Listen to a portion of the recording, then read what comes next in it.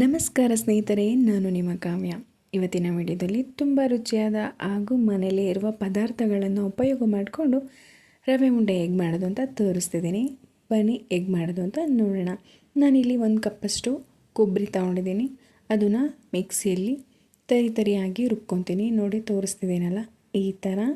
ನಂತರ ಅದೇ ಕಪ್ ಅಳತೆಯಲ್ಲಿ 1 ಕಪ್ಪಷ್ಟು ಸಕ್ಕರೆ, ಅದನ್ನು ಪೌಡರ್ ಮಾಡಿ ತೆಗೆದಿಟ್ಕೊಳ್ತಾ ಇದ್ದೀನಿ. ಈಗ ಒಂದು ಬಾಣಲಿಗೆ ಒಂದು 5 ಸ್ಪೂನಷ್ಟು ತುಪ್ಪ ಹಾಕ್ಕೊಳ್ಳಿ. ನಿಮಗೆ ಜಾಸ್ತಿ ಬೇಕಾದರೂ ಹಾಕ್ಕೋಬೋದು. ನಾನು 5 ಸ್ಪೂನಷ್ಟು ಹಾಕ್ಕೊಂಡಿದ್ದೀನಿ. ಗೋಡಂಬಿ ದ್ರಾಕ್ಷಿ ಹಾಕ್ಕೊಂಡು ಕಡಿಮೆ ಉರಿಯಲ್ಲಿ ಕಂದು ಬಣ್ಣ ಬರೋ ಥರ ಫ್ರೈ ಮಾಡ್ಕೊಳ್ಳಿ. ನಂತರ ಅದೇ ಕಪ್ ಅಳತೆ, ಈ ಕೊಬ್ಬರಿ ಸಕ್ಕರೆ ತೊಗೊಂಡ್ವಲ್ಲ, ಅದೇ ಕಪ್ ಅಳತೆಯಲ್ಲಿ 2 ಕಪ್ಪಷ್ಟು ರವೆ ತೊಗೊಂಡಿದ್ದೀನಿ.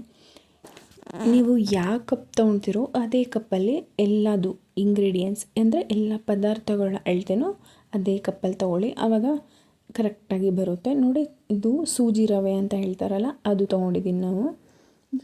ಸ್ವಲ್ಪ ಹೊತ್ತು ಒಂದು 10 ಸೆಕೆಂಡಷ್ಟು ಫ್ರೈ ಮಾಡ್ಕೊಳ್ಳಿ.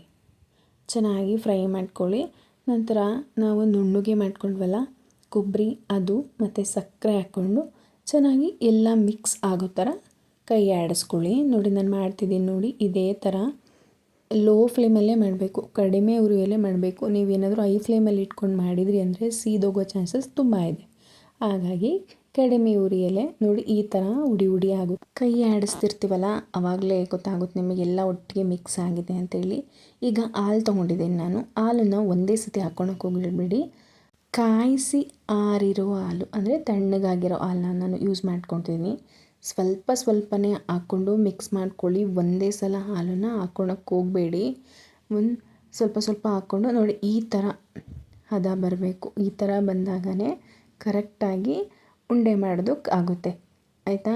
ಫುಲ್ ಒಂದೇ ಸತಿ ಹಾಕ್ಕೊಂಡ್ರಿ ಅಂದರೆ ಅದು ಉಪ್ಪಿಟ್ಟು ಥರ ಆಗಿ ಮುದ್ದೆ ಆಗುತ್ತೆ. ಆ ಥರ ಮಾಡ್ಕೊಳಕ್ಕೆ ಹೋಗ್ಬೇಡಿ.